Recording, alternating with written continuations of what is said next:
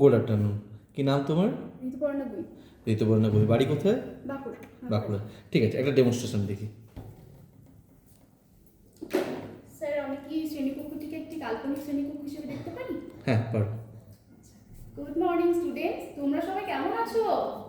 হ্যাঁ, আমিও খুব ভালো আছি। আচ্ছা, খুব ঠান্ডা পড়েছে, তোমরা সবাই সোয়েটার পরছো তো? সবাই কিন্তু সোয়েটার টুপি পরবে, কেমন? আর আজকে কত তারিখ বলো তো? আজকে 22। 22 কি? 22শে জানুয়ারি। কত সাল এটা? 2026, তাই তো? আর আজকে আমরা কি বই পড়বো বলো? আমার বই। তোমরা প্রত্যেকে বই এনেছো তো? আচ্ছা আচ্ছা, আজকে না আমরা একটা খেলা খেলবো। আগের দিন যেমন আমরা একটা খেলা খেলেছিলাম যোগ যোগ, আজকেও আমরা একটা খেলা খেলবো। দেখো তো, দেখো, বলো এটা আমার কটা আঙুল আছে এখন? 5টা আঙুল, তাই তো? আমি এখান থেকে এই দুটো আঙুল বাদ দিয়ে দিলাম। এখন কটা আঙুল বলো? 1টা 2টো 3টে। ঠিক বলেছো। কি হলো? এটা বাদ দিয়ে দিলাম মানে কি হলো? কমে গেল, তাই তো? হ্যাঁ, গণিতের ভাষায় এটাকে কি বলে জানো? গণিতের ভাষায় এটাকে বাদ দেওয়াটাকে বলে বিয়োগ। আজকে আমরা এই বিয়োগ সম্পর্কে পড়বো, কেমন? আচ্ছা, দেখো আমি কতগুলো ছবি আঁকছি, তোমরা ভালো করে দেখো।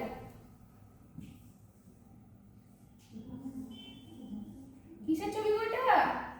এটা বেলুন। কটা বেলুন? 3টে, তাই তো? এই 3টে বেলুন থেকে আমি এই বেলুনটা নিয়ে নিচ্ছি। কটা পড়ে থাকে এখন? একটা বেলুন নিয়ে নিলাম। কটা পড়ে থাকে?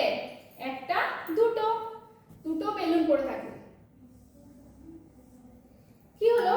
3টে বেলুন ছিল, আমি একটা বেলুন নিয়ে নিলাম, তাহলে এখন দুটো পড়ে থাকছে। কমে গেল তো? আচ্ছা, এখন একটু আগেই বললাম যে কমে যাওয়াটাকে কি বলে? কমে যাওয়া বা বাদ দেওয়াটাকে বলে বিয়োগ।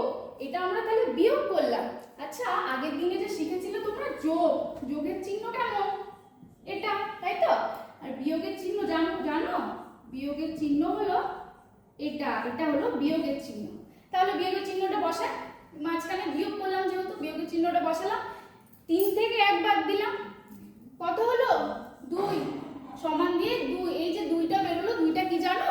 2টা হলো বিয়োগফল, কেমন? আচ্ছা, দেখো। ঠিক আছে, ঠিক আছে, ওকে। ভালো।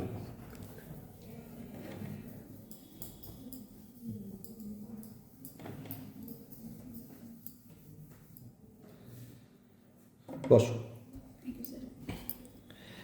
ঋতুপর্ণা, তাই তো? এই শব্দটার মানে কি?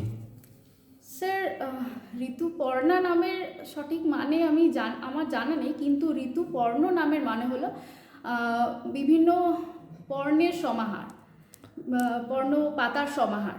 আচ্ছা, মানে পর্ণ তো পাতার সমান, ঋতু? ঋতু, ঋতু তো সিজন, বিভিন্ন। আচ্ছা, আমাদের দেশে কটা ঋতু আছে? 6টা ঋতু। কি কি? গ্রীষ্ম, বর্ষা, শরৎ, হেমন্ত, শীত, বসন্ত। খুব ভালো। আচ্ছা, এই যে বর্ষা ঋতু, এটা কি সব দেশেই থাকে? হ্যাঁ স্যার, কম বেশি সব দেশেই থাকে, সব দেশেই থাকে, তবে কোথাও প্রাধান্য বেশি পায়, কোথাও কম। না, মানে 6টা ঋতু কি সব দেশেই তাহলে বলা যায় যে পৃথিবীর সব দেশেই 6টা ঋতু আছে? হ্যাঁ স্যার, 6টা ঋতু তো সব দেশেই আছে, কিন্তু না, প্রাধান্য কম বিশ্বের বেশি। সব দেশে 4টা ঋতুকে প্রাধান্য দেওয়া হয়। গ্রীষ্ম, বর্ষা, বর্ষা নয়, গ্রীষ্ম, শীত, গ্রীষ্ম, শরৎ, শরৎ, শীত আর বসন্ত। আচ্ছা, কি কি বললাম? গ্রীষ্ম, শরৎ, শীত, বসন্ত। তাহলে কোন কোন দুটো ঋতুকে আমরা অ্যাড করেছি? বর্ষা ঋতু, আর হেমন্ত। হেমন্ত ঋতু। এবার বর্ষা ঋতু আমাদের গ্রীষ্মকালে আসে, তাই তো? কেন আসে? বর্ষা ঋতু গ্রীষ্মকালে আসে? কেন আসে? স্যার, বর্ষা ঋতু কি করে গ্রীষ্মকালে আসবে? গ্রীষ্মকালে বৃষ্টি হয়, কিন্তু সেটাকে কি আমরা বর্ষাকাল বলতে পারি? বর্ষা ঋতু বলতে অ্যাকচুয়ালি পারি? গ্রীষ্মকালেই বর্ষা ঋতুর আগমন ঘটে। অন্যান্য দেশে বর্ষাকাল আসে না।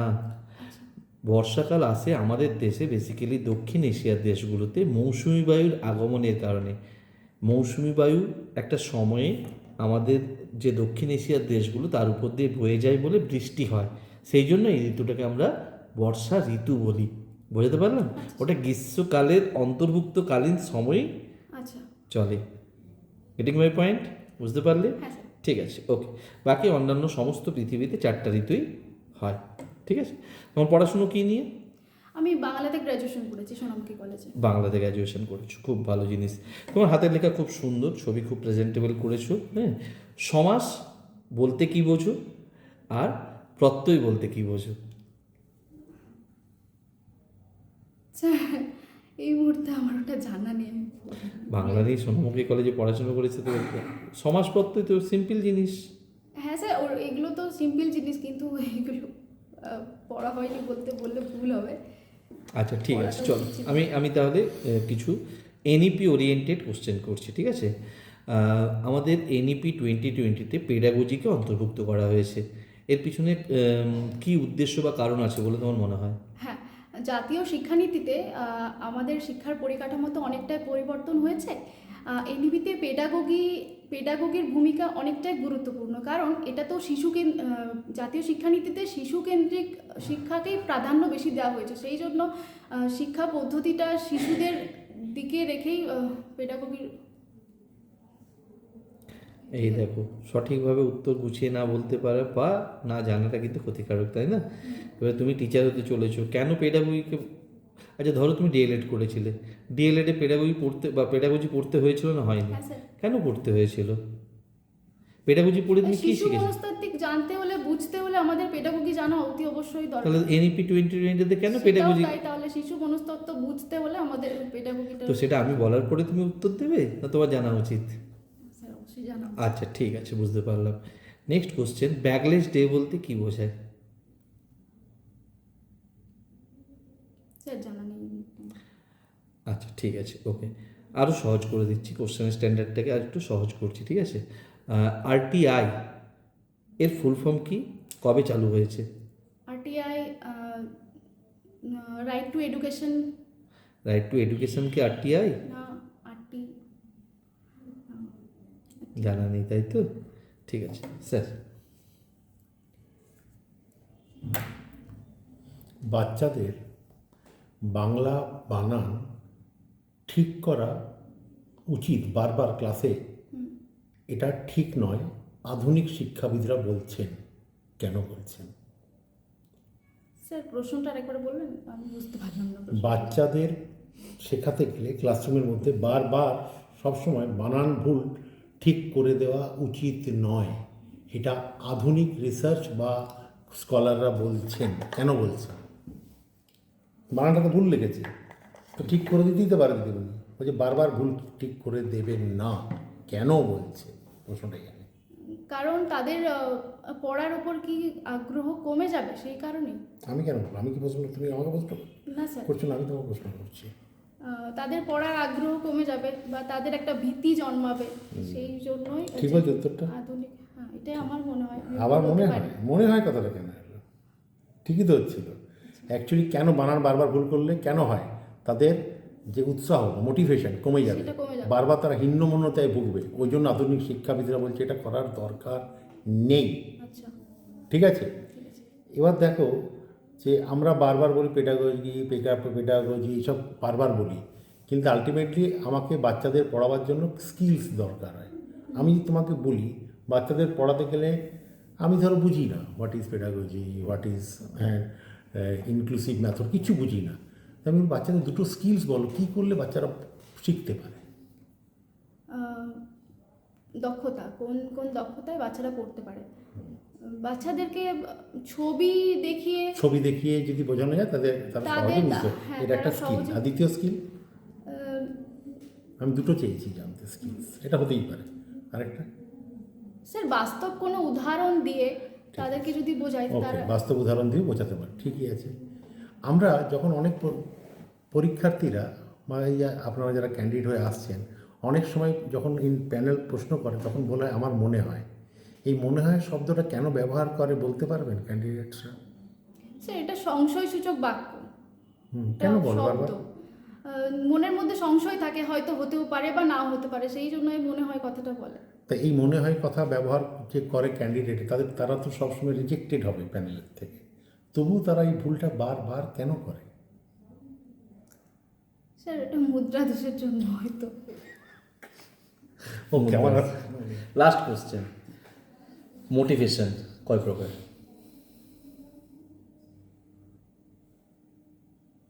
স্যার জানি না। একজন টিচার হিসেবে মোটিভেশন সম্পর্কে যদি আমার ধারণা না থাকে, আমি কি স্টুডেন্টদের মোটিভেট করতে পারবো? না। এটা জানা উচিত কি উচিত নয়? হ্যাঁ স্যার। দুই প্রকার, বাহ্যিক আর অভ্যন্তরীণ। বাহ্যিক কি আর অভ্যন্তরীণ মোটিভেশন কি জানা আছে? স্যার আমি একটি কথা বলবো, আমি এটাই বলতে গেলাম কিন্তু ডাউট লাগলো বললাম না। খুব ভালো জিনিস। এবার তোমার ডেমনস্ট্রেশন তো তোমার দেখলাম, ঠিক আছে, ফিডব্যাকে চলে আসছি এরপরে, ঠিক আছে না? হ্যাঁ, পজিটিভ নেগেটিভ ফিডব্যাকে। তোমার ডেমনস্ট্রেশন ভালো, ডেমনস্ট্রেশনে তুমি অনেক বেশি সাবলীল কোশ্চেন অ্যান্সার সেশনের তুলনায়। হ্যাঁ কি না বলো? হ্যাঁ স্যার। কেন বলছি দাঁড়াও, ধৈর্য ধরো আগে। হ্যাঁ, তোমার ছটপটে নেসটাকে একটু বন্ধ করো, ওকে? তোমার দেখো হাতের লেখা ভালো, তোমার ছবি আঁকার হাত ভালো, তোমার ভয়েস খুব সুন্দর। তুমি যখন কথা বলছিলে বা বোঝাচ্ছিলে, তুমি খুব সুন্দর ভয়েস দিয়ে বোঝাচ্ছিলে, ভয়েস মডিউলেশন ছিল, এনগেজিং করার এবিলিটিও ছিল, ঠিক আছে? মুখের স্মাইলটা আমার একটু কম লেগেছে।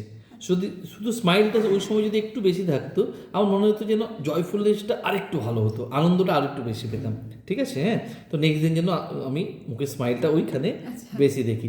তোমার দেখবে যে তুমি যে প্রশ্নের উত্তর পারো না, সেই সময়টা তোমার মুখের স্মাইলটা বেশি হয়ে যায়, চওড়া হয়ে যায়।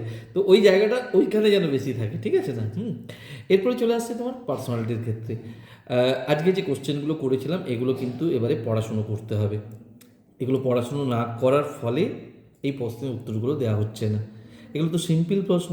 সিম্পল প্রশ্নই ধরেছেন, আসলে গুলিয়েও ফেলছে, এখানে এলেই কিরকম একটা ভয় ভয় লাগছে, দিয়ে গুলিয়ে ফেলছে। না না, সেটাই হবে হয়তো। এক দুদিন হতো ঠিক আছে। এটা তোমার কত নম্বর মক ইন্টারভিউ বলো? এটা 3 নম্বর। 3 নাম্বার। তার মানে তুমি অলরেডি অনেকটাই ভালো জায়গায় আছো।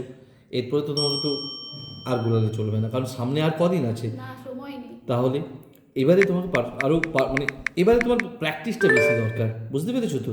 তাহলে কন্টিনিউ প্র্যাকটিসটা যেন তোমার থাকে। আজকে আউট অফ 10 তোমার ওই ডেমনস্ট্রেশনের জন্য আমি তোমাকে 4 দিচ্ছি।